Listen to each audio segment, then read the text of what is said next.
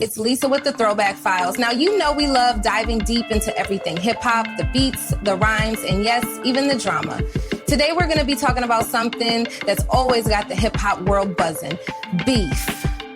U.S. rapper Lasco Bills talks about the beef with Drake and Kendrick Lamar and discovers something about the underground of Toronto hip-hop.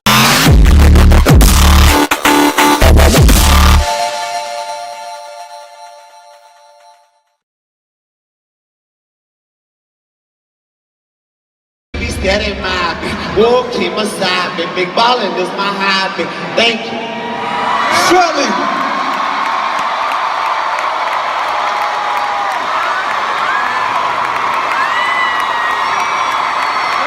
Y'all make some noise, brother. The only reason why I'm here tonight, he goes by the name of Lil Wayne. What do you think about rap beefs and the whole thing that happened with Kendrick and Drake? What I think about rap beef, as long as it's not dangerous, it's fine. Like, it's a part of the sport. I feel like rap is, well, sometimes people forget it's a sport.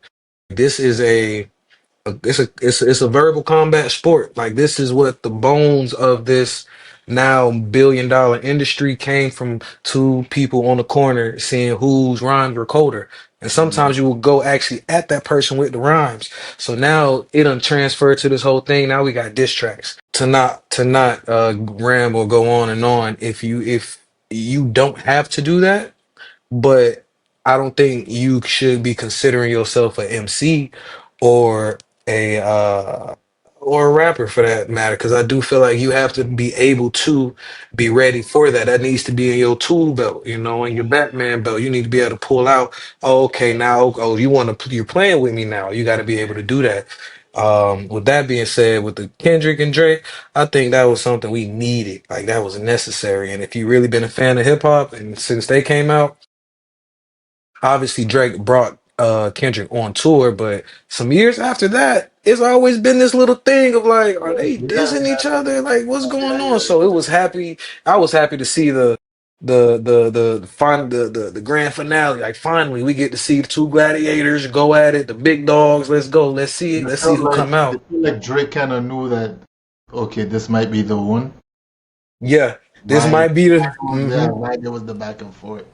Yeah, yeah, absolutely. And it was crazy though, because I heard so many of my friends was thinking before everything actually happened that, because Drake has a track record of beefs, whether it's Pusha T or Meek Mill, and especially Meek Mill, he killed. You Yeah, feel me? Like, Meek. I was talking to this crazy you asked this, I was talking to my creative director about this earlier.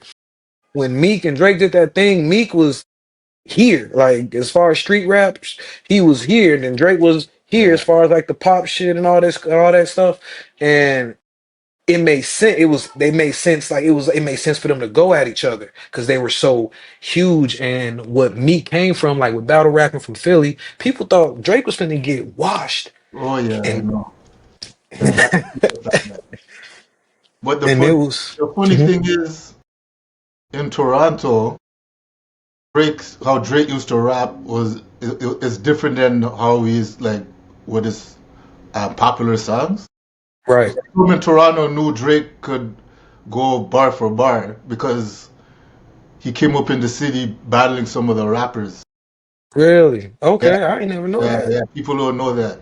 So when he went to go up against Meek Mill, some said don't shortchange Drake, and I think with the Kendrick thing, it might have been a little part where Drake was a Short little, changed them.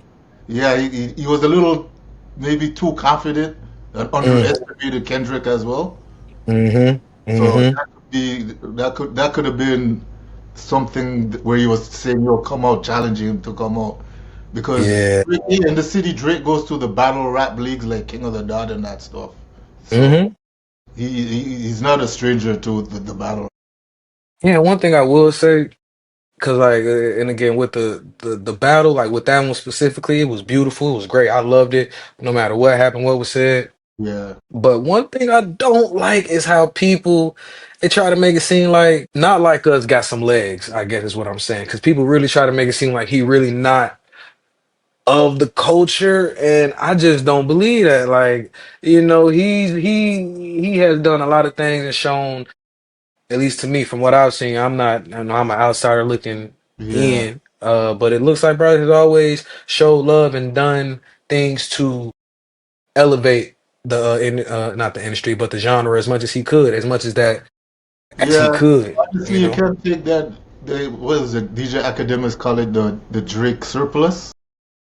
Yeah, the Drake, Can't yeah. take that away. Like he did like Mm-hmm. help a lot of artists when he did collabs with them get more exposure and everything. So Mm-hmm. I see what you mean. Did you do you know anything about Toronto rappers and the hip hop scene in this city? No, not at all. The only thing I know other than Drake was Cardinal Offishall. Hey, bro was big. He was huge. I can't. I try to remember the song, but I remember seeing him like, oh, bro, cool.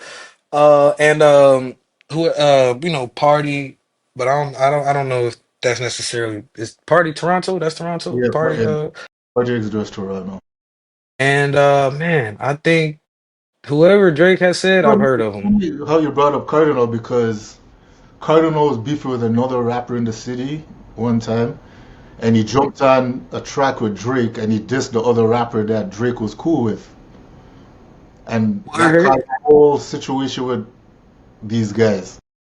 So that's why I say that Drake knew about battle rap before. Yeah, he I knew know how to a lot get of people down. don't know. Yeah, a lot of people wouldn't know that. That's So there hard. was a documentary that just came out, War in Toronto, and that documentary had artists like Pressa, who Drake took on tour. And I've seen a lot of people saying, "Oh, I didn't know Toronto was like that." I was going to ask you. I've heard the press and Roy Woods, I think his name. I heard of him too. Hollywood, yeah, Yeah, is it? I was going to ask you. I remember seeing something on like Vice about Toronto, I believe, and it looked real gully. It looked real.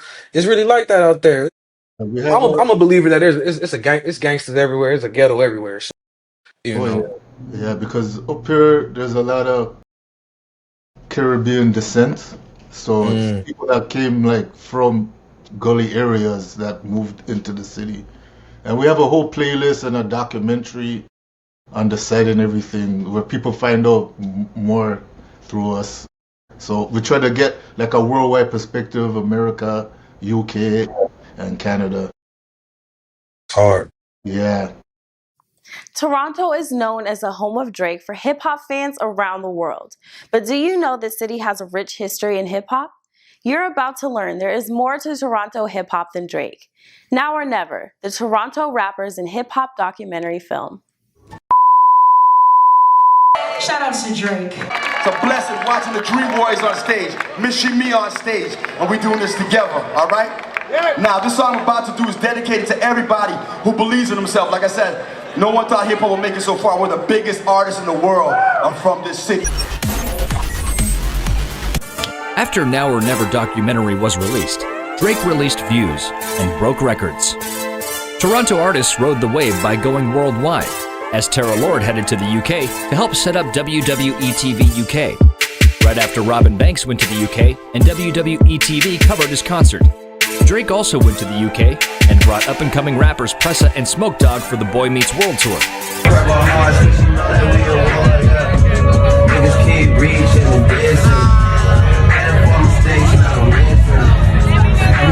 Thank you for watching Lisa with the Throwback Files. Make sure to check out our exclusive throwbacks on this channel, Worldwide Entertainment TV Network, and our OG YouTube channel, Worldwide Entertainment TV Media.